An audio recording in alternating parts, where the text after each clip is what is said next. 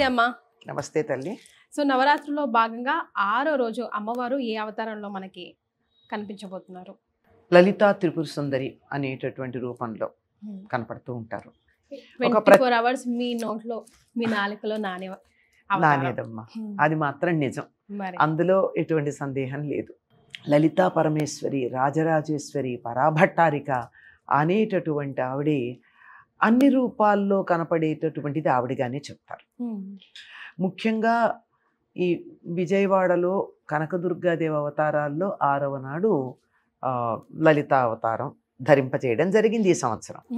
కానీ ప్రతి సంవత్సరం 5వ రోజు వస్తుంది, లలితా పంచమి అంటారు.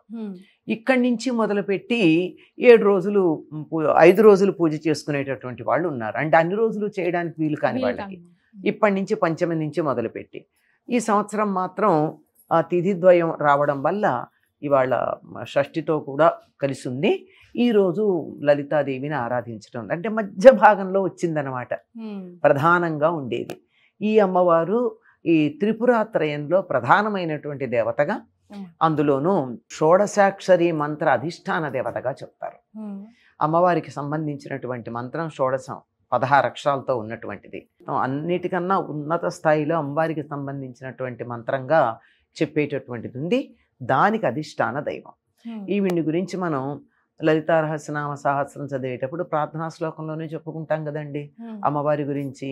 సింధూరారుణ విగ్రహాం త్రినయనాం మాణిక్యమౌళి స్ఫురత్తారా నాయక శేఖరాం స్మితముఖీమాపీన వక్షోరుహాం పాణిభ్యామలి పూర్ణరత్న చషకం రక్తోత్పలం బిభ్రతీం సౌమ్యాం రత్నకటస్థరక్తచరణాం ధ్యాయేత్ పరామంబికాం అని చెప్తాం.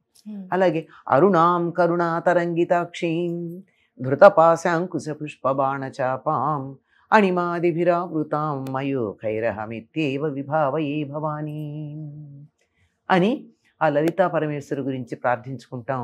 ఆవిడ చక్కగా లేత ఎరుపు రంగులో ఉంటుంది, సరిగ్గా దాడిమే కుసుమ ప్రభ, దానిమ్మ పువ్వు రంగులో ఉంటుంది. అప్పుడే ఉదయిస్తున్నటువంటి సూర్యుడి కాంతి ఆవిడ చుట్టూతా వ్యాపించినట్టు, కోటాను కోట్ల ఉదయ సూర్యుల కాంతి ఆవిడ చుట్టూతా ఉన్నట్టు ఉంటుంది. పైగా ఆవిడ సర్వారుణ, అన్ని ఆవిడ ధరించిన ఆభరణాలు కానీ వస్త్రాలు కానీ నగలలో ఉండేటటువంటివి కానీ అన్నీ కూడా ఎరుపువే. కురువింద మణిశ్రేణి కనత్కోటీర మండిత, కురువిందమణులతో కోటీరం కూడా అంటే కలికితురాయి కిరీటం పైన ఉండేది. అలా ఉండేటటువంటి తల్లి 4 చేతుల్లోనూ ఆయుధాలు ధరించి దేవతలని సంరక్షించటం కోసం ఆ హోమకుండంలోంచి ఆవిర్భవిస్తూనే పనికి బయలుదేరింది ఆవిడ. కొంచెం సేపు విశ్రాంతి తీసుకుంటానని అనలేదు.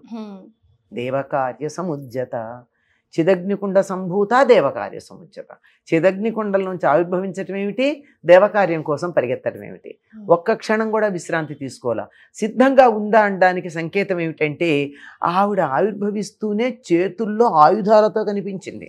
రాగస్వరూప పాసాఢ్య క్రోధాకారాంకుశోజ్వల మనోరూపేక్షుకోదండ పంచతన్మాత్ర సాయక, ఇవన్నీ ధరించి మరి ఆవిడ ఒక్కసారిగా ఆవిర్భవించింది.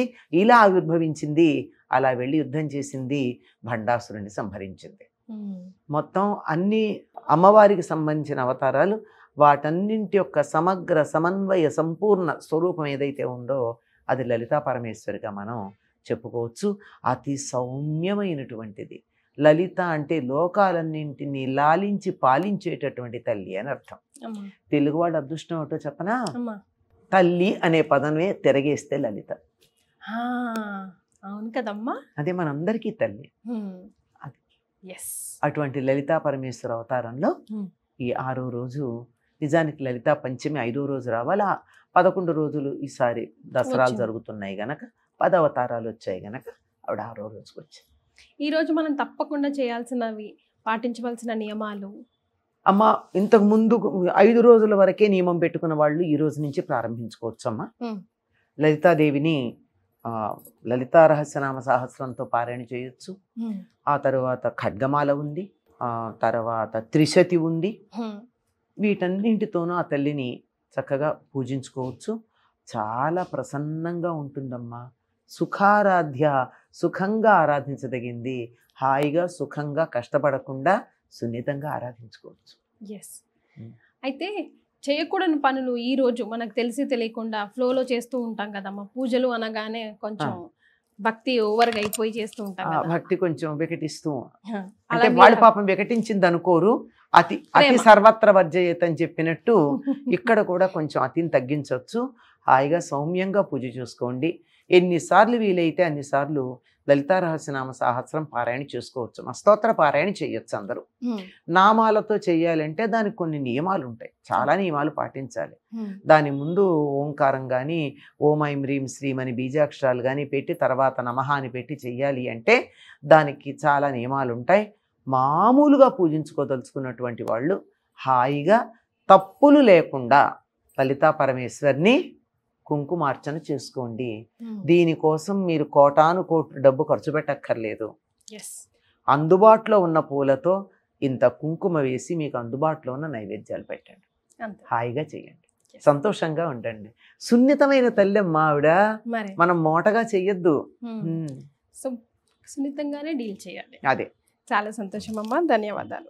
సర్వమంగళ మాంగళ్యే శివే సర్వార్థ సాధికే శరణ్యే త్ర్యంబకే గౌరీ నారాయణి నమోస్తుతే. స్వస్తి.